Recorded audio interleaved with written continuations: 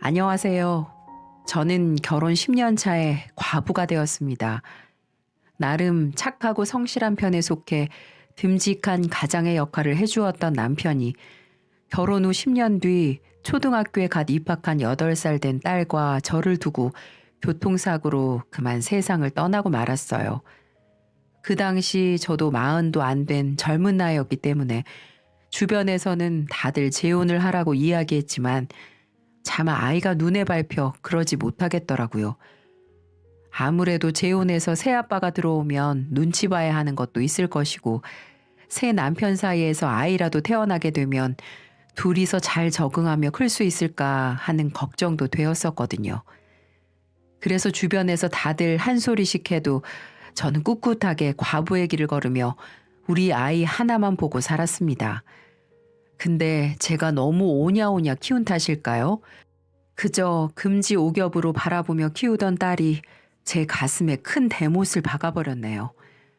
저는 저와 딸아이를 두고 먼저 가버린 남편처럼 우리 딸도 갑작스럽게 잘못되면 어떡하나라는 생각으로 늘 전전긍긍하며 아이를 너무 귀하게만 여기며 키웠어요. 집에서 집안일은 조금도 못하게 하고 무조건 제가 이 아이의 손과 발이 되어 빨래며 청소며 식사며 모든 것을 저 혼자 다 책임지며 그렇게 키웠습니다. 그래도 어디 가서 나쁜 애라는 소리는 안 듣고 살았는데 저는 결국 자식 양육의 끝을 참 허무하고도 가슴 아프게 마무리를 짓게 되었네요. 뭐 어떻게 보면 결국 친자식을 보내고 새로운 자녀를 품게 되었다고 볼 수 있을까요? 어쨌든 제 인생에서 쉽지 않았던 이야기를 지금 꺼내보려고 합니다. 우리 딸은 그래도 나름 사회에서는 착실한 편으로 인정받고 있었어요.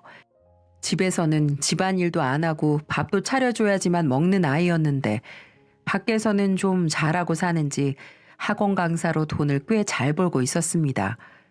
물론 우리 딸이 집안일도 잘 안 하고 살짝 본인만 아는 이기적인 성격이 있긴 했지만 그래도 아주 막 나가는 애는 아니었기 때문에 나름 엄마한테 효도한답시고 용돈도 주고 했었네요. 시간 나면 여행도 같이 다니고 쇼핑도 다니면서 평범한 딸과 엄마의 모습으로 잘 지냈죠. 평소 딸은 남자친구를 잘 사귀는 편이었는데 저도 그런 부분에서는 개방적이라 늘 남자친구를 소개받고는 했었어요. 딸은 남자친구가 자주 바뀌는 편이었고 아빠 없이 자란 외로움을 남자친구를 통해서 푸는가 보다 싶어 걱정은 되었지만 별말은 하진 않았어요. 남자친구를 만날 때마다 저에게 항상 인사도 시키고 같이 놀러도 가면서 시간을 잘 보냈었기 때문에 저도 아이를 믿고 본인 연애 문제에 대해서는 일체 터치를 하지 않을 수 있었죠. 그러다가 많이 만나본 사람이 좋은 사람을 고를 줄 안다는 말이 사실이었는지 이번에는 지금까지 만났던 아이들보다 훨씬 착하고 건실한 청년을 한 명 저에게 소개시켜 주더라고요. 엄마, 내 남자친구야. 오빠, 인사해. 안녕하십니까, 어머님. 현경이 남자친구 임태수입니다. 그래요. 반가워요. 우리 딸 잘해줘요. 그렇게 인사를 하고 난 뒤 워낙 착하고 성격 좋은 청년인지라 금방 친해졌고 둘이 데이트를 할 때도 태수는 꼭 저를 불러서 바람도 쐬어주고 영화도 보여주면서 놀아주곤 했습니다. 예, 이제 너희 둘이 좀 놀아. 늙은 사람 불러다가 맨날 무슨 민폐야. 아니야, 엄마. 오빠가 엄마랑 노는 거 너무 좋대. 내가 가끔 질투한다니까? 아이고, 참. 태수 너 이제 나 그만 불러. 한참 둘이 연애하기 좋을 텐데 뭐하러 맨날 나를 부르긴. 아니에요, 어머님. 저 어릴 때 엄마가 일찍 돌아가셔서 늘 엄마 품이 그리운 사람이었어요. 그래서 저는 어머님이랑 함께하는 시간이 현경이하고 같이 있을 때만큼이나 좋아요. 그러니까 거절하지 마시고 저희하고 앞으로도 같이 놀아주세요. 어찌나 마음 쓰는 게 깊은지 저는 이번에는 현경이가 꼭 태수와 결혼을 했으면 좋겠다고 생각을 했어요. 지금까지 만난 남자친구들도 괜찮은 아이들이었지만 태수만큼은 더 특별하고 좋은 아이라 놓치지 않았으면 했거든요. 그런 생각을 한참 하고 있던 와중에 우리 딸이 아주 반가운 소리를 하더군요. 엄마, 나 이번에 태수 오빠랑은 결혼하고 싶어. 그동안 만났던 사람들은 그냥 재미있어서 만난 거였는데 태수 오빠는 정말 결혼하고 싶은 사람이야. 오빠랑 결혼하면 평생 행복하게 잘 살 수 있을 것 같아. 딸이 저한테 이 말을 전했을 때 제가 속으로 얼마나 기뻤는지 모릅니다. 그래서 저는 고민도 하지 않고 바로 수락을 했죠. 다행히도 태순의 집에서도 우리 딸을 좋게 봐주셨는지 흔쾌히 결혼 허락을 해주었다고 하더라고요. 그렇게 둘은 결혼을 하게 되었고 결혼하고 나서도 각자의 일은 계속해서 하고 있었죠. 둘은 신혼집을 차릴 때 제 딸이 친정집과 가까운 거리에 있어야 좋을 거라며 저희 집과 가까운 곳에 집을 구해서 살았습니다. 그것부터가 참 고마운 부분이었어요. 본인 아버지도 혼자 사는데도 불구하고 제 딸과 저를 배려해 준답시고 이렇게 가까운 거리에서 살게 해주었으니까요. 그러면서 저녁 먹으러 저희 집으로 자주 찾아오거나 저를 초대해 함께하는 시간을 가지곤 했었습니다. 평일에는 같이 장도 보러 가주고 주말에는 바람 쐬준다며 데리고 나가는 등 저를 굉장히 잘 챙겨주었어요. 정말 우리 딸이 시샘할 정도로 저에게 잘했죠. 그래서 밖에 나가 다른 사람이 보면 딸이 제 자식이 아니고 제 사위를 친아들로 착각할 만큼 저에게 살갑게 잘했습니다. 저도 남편 없이 딸을 혼자 키우느라 참 힘들었는데 좋은 사위가 들어오면서 남편 역할도 해주고 아들 역할도 해주니 참 고마우면서도 감동적이더라고요. 그래서 저도 정말 사위를 사위로 여기지 않고 친아들처럼 생각하며 대해주었어요. 그렇게 우리 셋은 정말 행복하게 잘 지내고 있었죠. 딸도 나름 결혼해서는 집안일도 하려고 하고 둘이 배려해가면서 청소며 빨래며 온갖 집안일을 함께 해 나가는 게 보였기 때문에 제가 시집가서 난장판으로 살면 어쩌나 하던 고민을 바로 털어버릴 수 있었어요. 그러다 저의 삶에 남편을 잃은 것만큼이나 힘든 시련이 하나 찾아왔습니다. 바로 암이었는데요. 평소에 잘 되던 소화가 잘 안 되고 속이 더부룩한 느낌이 강해서 왜 그럴까 고민하던 찰나 사위가 저에게 건강검진을 한번 받아보라고 하더군요. 어머니, 건강검진 좀 한 번씩 받으세요. 소화불량이야 있을 수 있지만 어머니 연세 있으시니까 지금부터는 정기적으로 받아보는 게 좋으실 거예요. 이렇게 얘기를 해준 덕분에 건강검진을 하루 날 잡아 보게 되었고 결과는 충격적이게도 암이었습니다. 다행이었던 건 초기에 발견을 해서 간단하게 수술만 하면 종양을 제거할 수 있는 수준이었죠. 놀란 딸과 사위는 곧바로 수술을 받게끔 해주었고 저는 덕분에 깔끔하게 완치를 할 수 있었어요. 하지만 암은 한번 발생하고 나면 언제 또 재발할지 모르기 때문에 항상 조심해야 했죠. 그래서 더더욱 꼼꼼히 건강검진을 받으라고 사위가 더 강조를 하더라고요. 하지만 얼마 못 가 제가 혼자 사는 게 걸렸는지 어느 날 제안을 하나 해오더군요. 어머니, 아무래도 어머니 저희 집으로 들어오셔서 같이 사는 게 좋을 것 같아요. 현경이하고도 이야기 이미 마쳤으니까 어차피 가까이 사는 거 좀 더 가까이 산다고 생각하시고 아예 저희 집으로 들어오세요. 저희랑 같이 살아요. 뭐? 아무리 그래도 어떻게 너희 집에서 사니? 너희들이 이제 곧 아이도 봐야 하고 그래야 하는데. 그거야 또 아이 생기면 더 큰 집으로 이사 가면 되죠. 뭐가 걱정이세요? 그런 염려는 넣어두시고 그냥 저희와 함께 사세요. 저는 계속해서 저를 설득해오는 사위의 말을 듣게 되었고 그 이후로는 제가 살던 집을 처리한 후 사위와 딸이 사는 집으로 들어가 살았습니다. 근데 원래부터 제가 수시로 애들이 살고 있는 집으로 가서 청소도 해주고 밥도 해놓고 나오는 경우가 많았기에 그냥 같이 산다는 것 외에는 달라진 게 거의 없었어요. 하지만 딱 한 가지 근심되는 부분이 있다면 계획을 했는데도 불구하고 둘 사이에서 아이가 생기지 않는다는 거였어요. 둘은 그토록 원하고 바라고 있는데 귀한 생명은 쉽게 찾아오지 않더라고요. 그런데 저는 오히려 마음에 부담을 가지고 있으면 더 생기지 않을 것 같아 저도 속으로는 많이 바라고 있었지만 티를 내지는 않았습니다. 그러다가 오랜 기다림 끝에 둘은 결혼 후 2년 만에 아이를 가지게 되었어요. 처음 아이를 가진 걸 저한테 알려올 때 얼마나 기뻤는지 몰라요. 엄마, 나 임신했어. 엄마 이제 손주 볼 수 있겠네. 그게 정말이니? 네가 아이를 가졌단 말이야? 드디어? 아이고, 아이고 참 수고했다. 그동안 얼마나 기다렸는데 이제야 이렇게 찾아와 주었네. 우리 귀한 아가가. 어머니, 저 이제부터 현경이한테 진짜 더 잘할 거예요. 어머니도 마음껏 축하해 주시고 우리 아이 태어나면 잘 부탁드려요. 그걸 말이라고 하니? 내 손주인데 당연히 내가 돌봐야지. 누가 돌봐? 아유, 참 기쁘다 얘들아. 주책맞게 왜 이렇게 눈물이 나는 거라니? 저도 모르게 그 자리에서 눈물을 흘렸고 그걸 본 우리 딸도 사위도 다 함께 눈물을 훔쳤습니다. 그 뒤로부터는 정말로 사위는 안 그래도 저희 딸에게 잘했는데 이전보다도 훨씬 더 잘해주더군요. 정말 간이고 쓸개고 본인에게 있는 모든 것들을 다 털어서 우리 딸에게 줄 것처럼 굴었습니다. 둘 다 사회에서 일을 하다가 좀 늦게 결혼을 한 편이었고 30대 중반의 나이에 아이를 가지게 된 거라 딸은 정말 조심해야 했어요.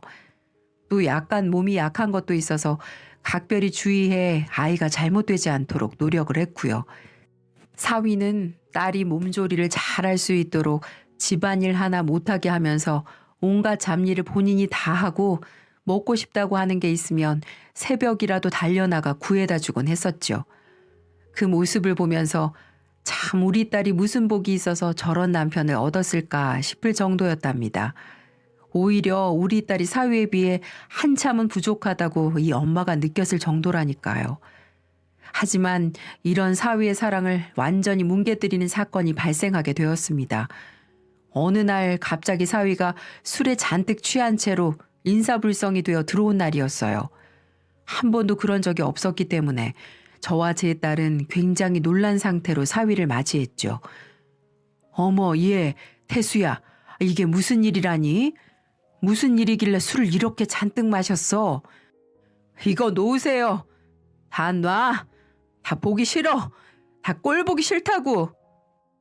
제 장모도 못 알아보고 완전히 술에 절어버린 사위는 집에 들어오자마자 거실 바닥에 널브러져 버렸고 임신한 딸과 힘없는 제가 키 180이 넘는 장정을 안방까지 옮기는 게 쉽지 않더군요.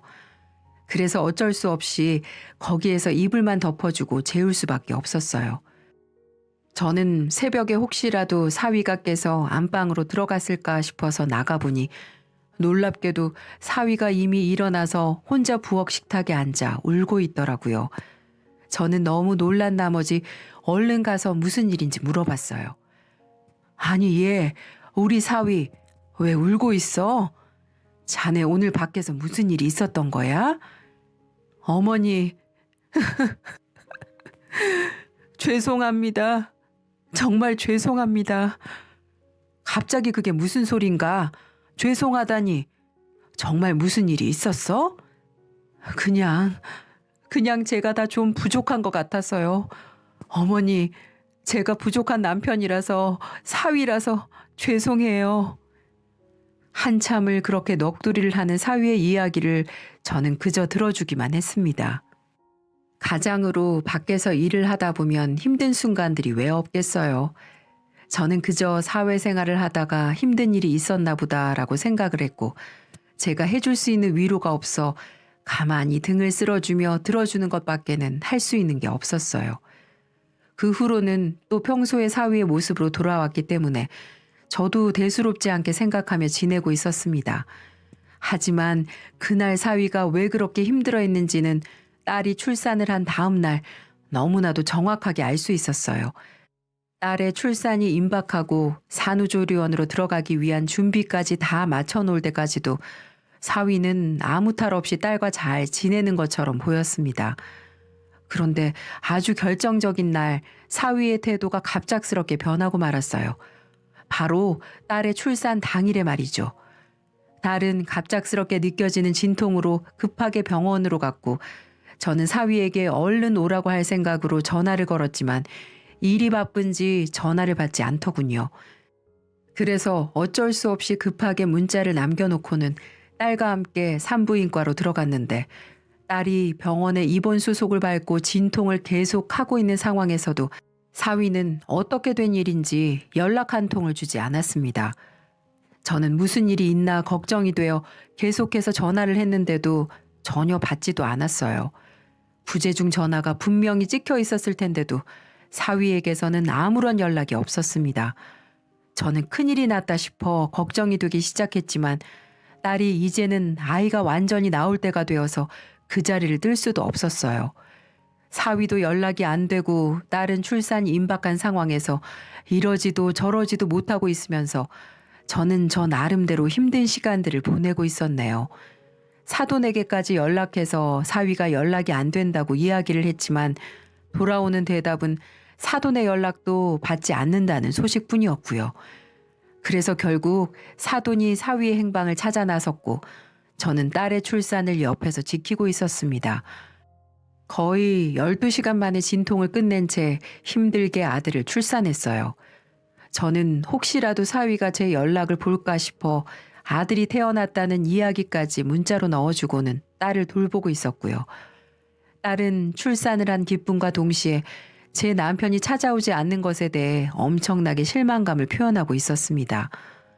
한편으로는 걱정도 되었겠지만 그것보다는 출산일인데도 찾아오지 않는 것에 대해 많이 화가 나 보였어요.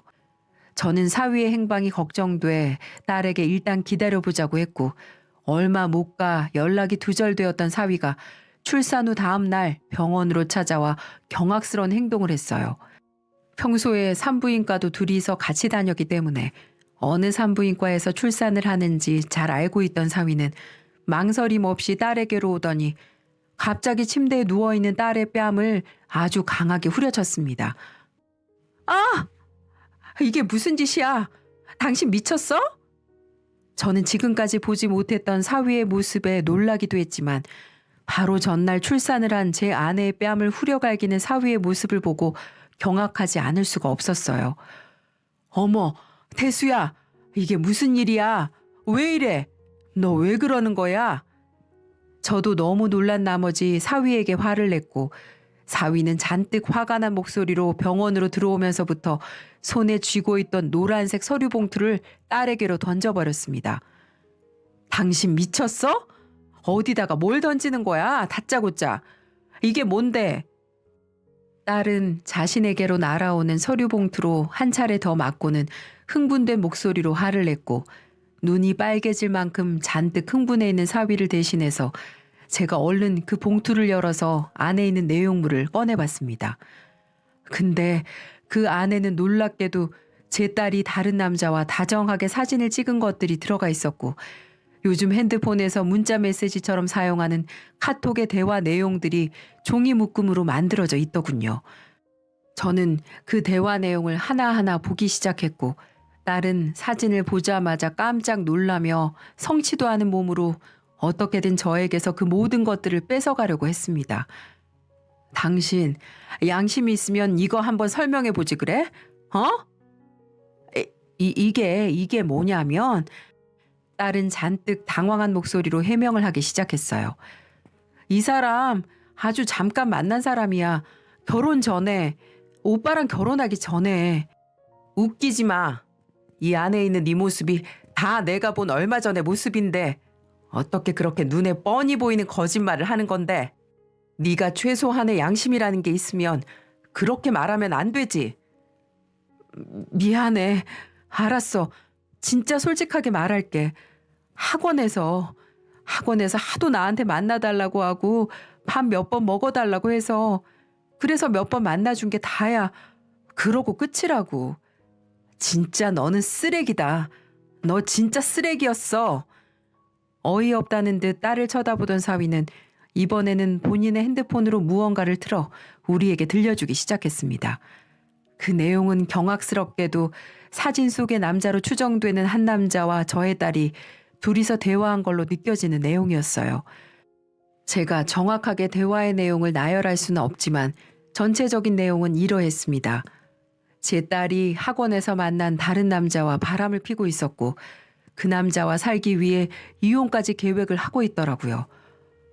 내가 이렇게까지 증거가 있는데도 너 그런 식으로 거짓말 할래? 게다가 지금 이 애, 네 아들, 내 아들도 아니잖아. 저 새끼 아들이잖아. 저는 사위의 입에서 나오는 말에 너무나도 큰 충격을 받았습니다. 순간 뒷골이 당겨져 오는 느낌에 저는 털썩 주저앉을 수밖에 없었고 사위는 아랑곳하지 않고 제 할 말을 쏟아내기 시작하더군요. 어제 저 자식이 날 찾아왔어. 저 새끼가 나한테 와서 뭐라는 줄 알아? 내가 알고 있는 내 아들이 내 아들이 아니래.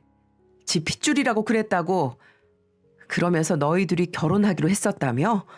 나하고 이혼하겠다고 그 새끼한테 말했다며? 아니야, 아니야 오빠. 오해야. 나 그런 적 없어. 내가 오빠를 왜 떠나. 아니야.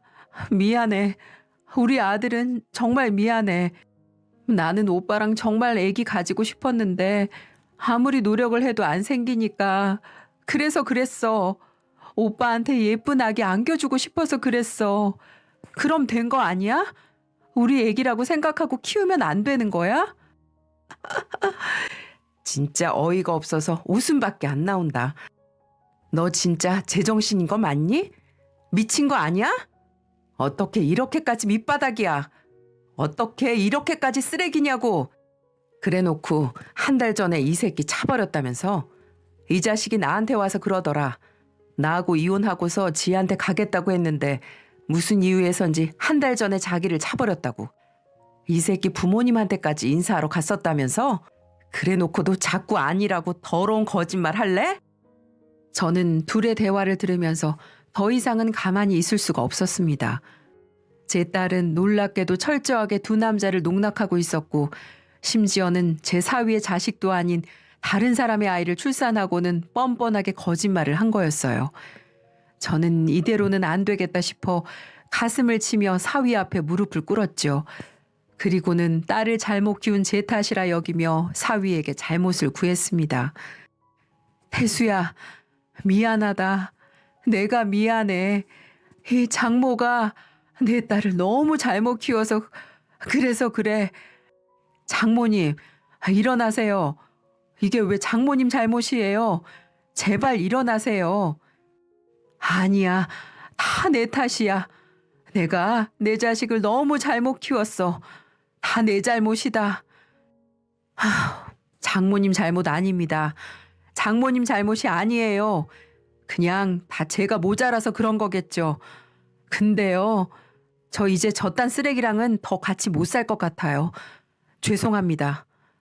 사위는 저에게 그렇게 말을 해버리고는 그 자리를 빠져나가 버렸어요. 저는 사위가 나간 뒤 너무나도 화가 나서 그대로 딸에게로 가서 사위가 했던 것처럼 뺨을 후려쳐 버렸어요. 나쁜 년, 이 정신 나간 년. 내가 널 잘못 키워도 한참을 잘못 키웠지. 네가 미쳐도 단단히 미쳤다고. 저는 제 딸을 용서할 수 없어서 딸의 산후조리도 봐주지 않은 채로 집으로 돌아와 버렸어요. 그리고는 집을 나가버린 사위를 기다리며 눈물로 하루하루를 보냈습니다. 딸이 너무나도 미워 산후조리원에서 나와 아이를 데리고 집으로 오는 순간까지도 저는 딸을 보러 가지 않았어요.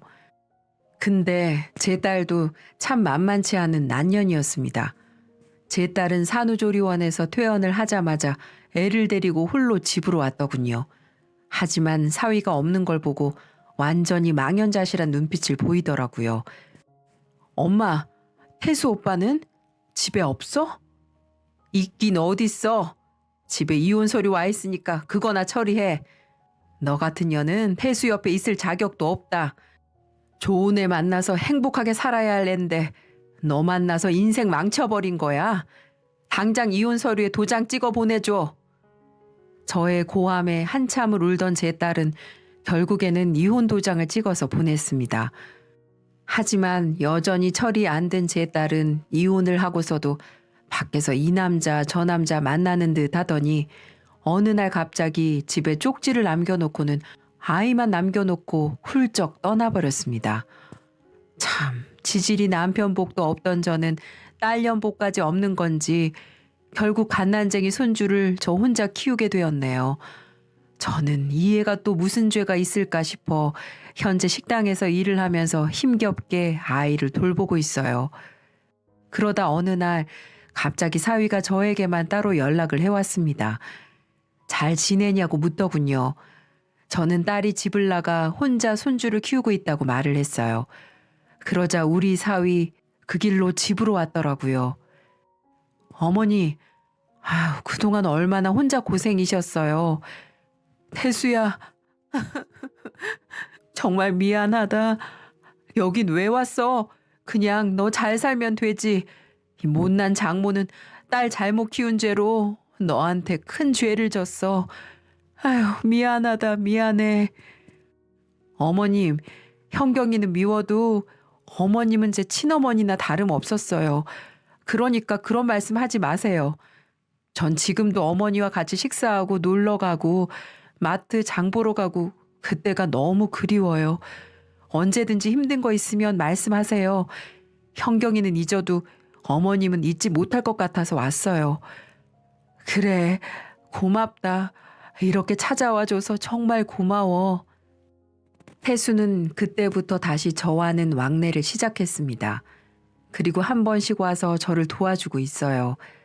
이제는 저의 아들 같은 존재가 되어서 딸 대신 이렇게 효도를 받고 있네요. 아휴, 불쌍한 우리 사위.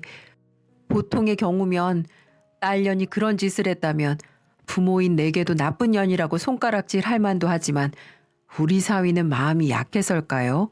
저와의 인연은 놓고 싶지 않다고 하네요. 그냥 가끔 이렇게 찾아와서 어머님의 얼굴이라도 보고 싶다고 한 번씩 술을 왕창 먹고 제 앞에서 한참을 울고 가고는 합니다. 그럴 때마다 제 마음은 쓰리도록 너무 아프고요. 그리고 혹시 몰라 손주는 태수와 친자 검사를 했는데 역시나 불일치가 나오더라고요. 노년에 생각지도 못한 딸을 잃고 충격받아 이리저리 살아가고 있지만 저는 그래도 항상 모든 사람들에게 감사하며 살아가고 있습니다. 특히 우리 사위 태수에게 말이죠. 이렇게도 착하고 가여운 우리 사위, 아니 이젠 전 사위라고 해야겠네요. 전 우리 태수가 이 세상에 누구보다 잘 되길 바라면서 매일매일 응원을 해주고 있습니다. 저도 앞으로는 딸년 다 잊고 우리 불쌍한 손주 키우며 노후를 보내려고 합니다. 상간남의 핏줄이라곤 하지만 저 어린 것이 무슨 죄가 있을까요? 이것도 다 제 운명이라고 생각하고 저 아이만큼은 딸년처럼 키우지 않고 이 사회의 올바른 정상적인 아이로 키우도록 노력하겠습니다. 저는 딸년이 지은 죄, 제가 사회에 앞으로 베풀고 봉사하며 있는 힘을 다해 죄를 이 애미가 대신 씻으면서 평생을 반성하며 살겠습니다. 이 모든 원인은 못난 애미가 자식을 잘못 키운 이유이기도 하니까요. 여러분은 제발 자식 교육 잘 시키셔서 노년에 효도받고 행복하게 사셨으면 좋겠네요. 모두들 아픈 기억 다 잊고 행복하시길 바라겠습니다. 감사합니다.